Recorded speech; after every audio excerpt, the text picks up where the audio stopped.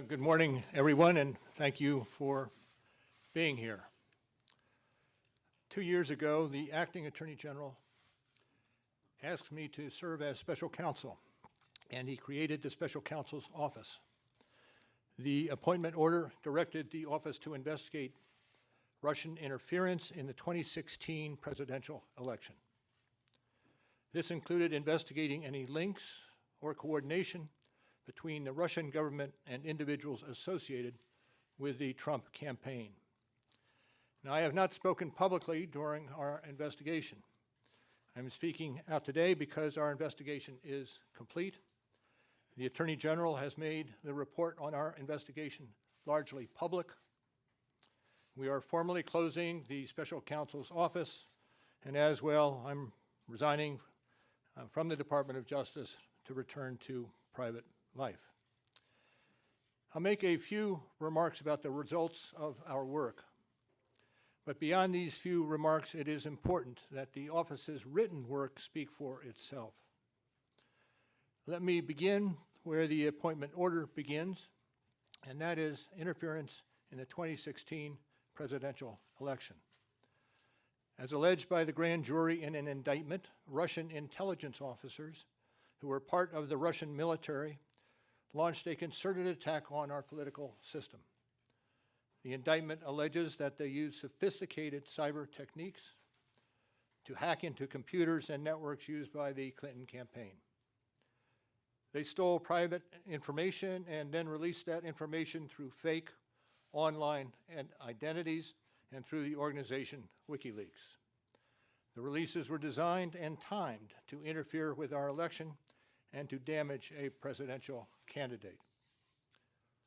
And at the same time, as the grand jury alleged in a separate indictment, a private Russian entity engaged in a social media operation where Russian citizens posed as Americans in order to influence an election.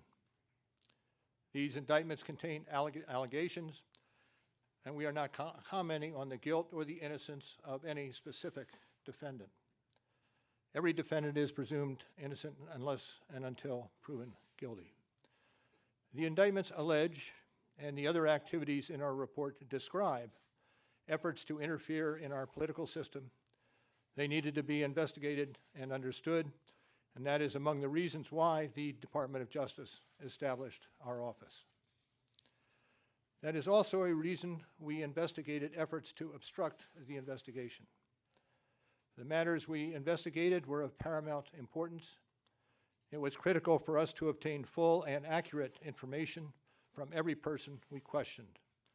When a subject of an investigation obstructs that investigation or lies to investigators, it strikes at the core of the government's effort to find the truth and hold wrongdoers accountable. Let me say a word about the report. The report has two parts, addressing the two main issues we were asked to investigate. The first volume of the report details numerous efforts emanating from Russia to influence the election. This volume includes a discussion of the Trump campaign's response to this activity, as well as our conclusion that there was insufficient evidence to charge a broader conspiracy. And in the second volume, the report describes the results and analysis of our obstruction of justice investigation involving the president. The order appointing me special counsel authorized us to investigate actions that could obstruct the investigation. And we conducted that investigation, and we kept the office of the acting Attorney General apprised of the progress of our work. And as set forth in the report, after that investigation, if we had had confidence that the president clearly did not commit a crime, we would have said so. We did not, however, make a determination as to whether the president did commit a crime. The introduction to the volume 2 of our report explains that decision.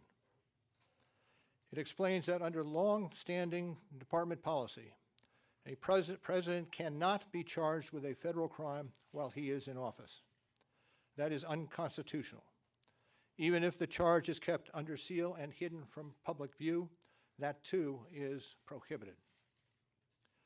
The special counsel's office is part of the Department of Justice, and by regulation, it was bound by that department policy. Charging the president with a crime was therefore not an option we could consider. The department's written opinion explaining the policy makes several important points that further informed our handling of the obstruction investigation. Those points are summarized in our report, and I will describe two of them for you. First, the opinion explicitly permits the investigation of a sitting president because it is important to preserve evidence while memories are fresh and documents available. Among other things, that evidence could be used if there were co-conspirators who could be charged now. And second, the opinion says that the Constitution requires a process other than the criminal justice system to formally accuse a sitting president of wrongdoing. And beyond department policy, we were guided by principles of fairness. It would be unfair to potentially accuse somebody of a crime when there can be no court resolution of the actual charge. So that was Justice Department policy. Those were the principles under which we operated, and from them we concluded that we would not reach a determination one way or the other about whether the president committed a crime.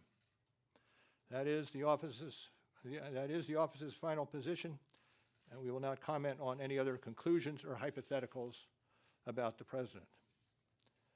We conducted an independent criminal investigation and reported the results to the Attorney General, as required by department regulations.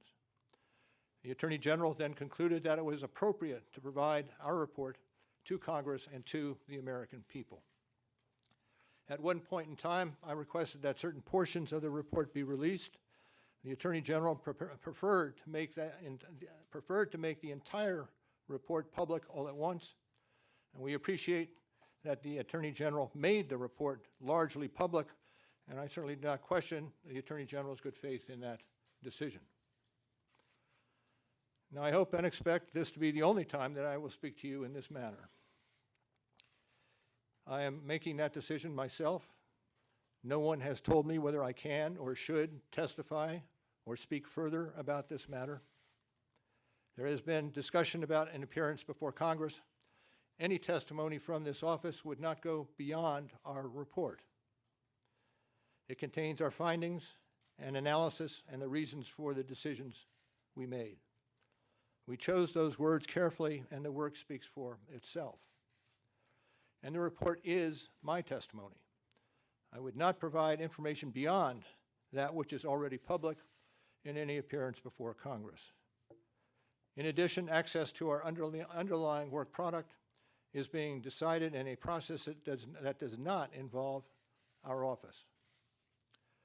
So beyond what I've said here today and what is contained in our written work, I do not believe it is appropriate for me to speak further about the investigation or to comment on the actions of the Justice Department or Congress.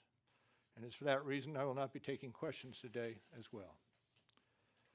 Now, before I step away, I want to thank the attorneys, the FBI agents, the analysts, the professional staff who helped us conduct this investigation in a fair and independent manner.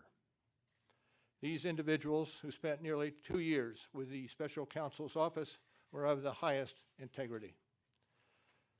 And I will close by reiterating the central allegation of our indictments, that there were multiple, systematic efforts to interfere in our election. And that allegation deserves the attention of every American. Thank you for being here today.